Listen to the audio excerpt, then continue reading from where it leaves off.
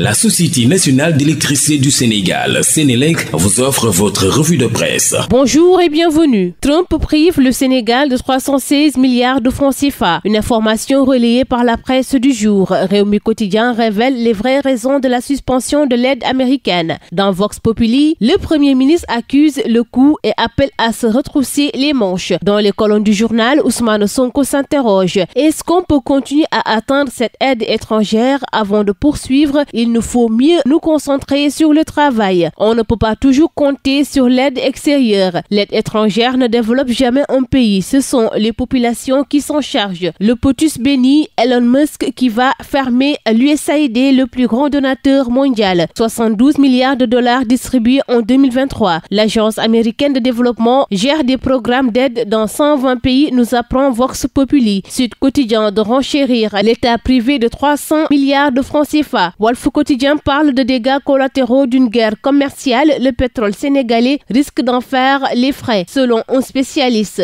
Renchérissement en vue des produits importés. Abdoul Mbaye et Moustapha Diakhaté expliquent les conséquences sur le Sénégal de la guerre commerciale voulue par les États-Unis. Enquête titre l'effet domino au Sénégal. À la page 3 du journal, l'on nous apprend que la lutte contre le terrorisme, la santé, l'industrie extractive, l'électricité, Trump chamboule tout et met plusieurs organisations publiques et privées dans l'embarras. Le lancement de la phase 2 du PAHEMIR intéresse Libération et Le Soleil, qui évoque l'eau de l'équité à sa une. Lancé hier à Fass Touré par le Premier ministre, le projet vise à niveler les conditions d'accès à l'eau potable entre le milieu rural et le milieu urbain. D'un financement de plus de 60 milliards de francs CFA, PAHEMIR 2 va durer 30 mois et impacter 2 millions de personnes, écrit l'Astre de Anne. Grands travaux du président Diomaye, c'est parti, s'exclame Yor-Yor-Oui qui détaille le projet dans ses colonnes. 85 forages dont 35 nouveaux et 50 renouvellements. 89 châteaux d'eau dont 35 nouveaux et 54 renouvellements. 5 unités de potabilisation et de traitement d'eau de surface. 1450 km de réseau. 85 équipements d'exor complets. 5250 compteurs de renouvellement. 18 200 branchements particuliers. 300 bornes fontaines. 85 abreuvoirs. 70 potences. 235 unités de chloration. Réumi Quotidien est revenu sur l'indemnisation des martyrs et s'interroge à sa une, victimes ou militants politiques. L'AS parle de levée de boucliers et s'interroge l'amnistie souillée. Elle semble souiller la loi d'amnistie souhaitée par Sonko et compagnie. Quid de la révision partielle annoncée de la loi sur l'amnistie? La réponse à la page 3 de l'AS. Source A barre à sa une, ça divise le Parlement. Mbaye John de dire de quel crime l'État du Sénégal est-il l'auteur? C'est une prime de la casse au mépris des dispositions du droit positif en vigueur. Le député progressiste parle de justice des vainqueurs,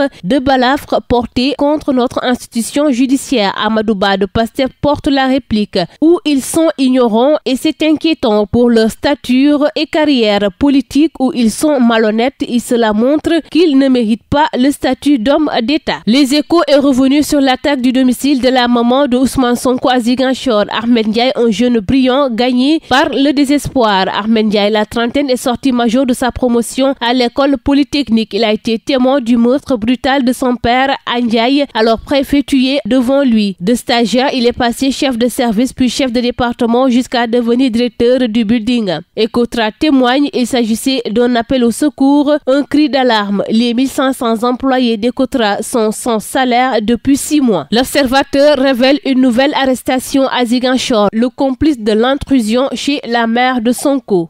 AN, également placé en garde à vue, était en compagnie de Ndiaye lors de la descente. Ce que Khalil Sonko, qui a ouvert la porte à Ndiaye, a confié aux enquêteurs. Je cite: je regrette la supplique de Ndiaye après son dégrisement en garde à vue, la dette de 54 000 francs que l'ingénieur a laissé au bar Berep Sangamé, à lire dans les colonnes de l'Observateur. Libération s'est intéressée ce matin à l'affaire ArcelorMittal. ArcelorMittal Holding AG et ses les 5 filiales sont visées à la suite d'une plainte avec constitution de partie civile déposée par l'État via Maître Ciré Clédor Ly, Maître Bamba Cissé et Maître Henri Gomis.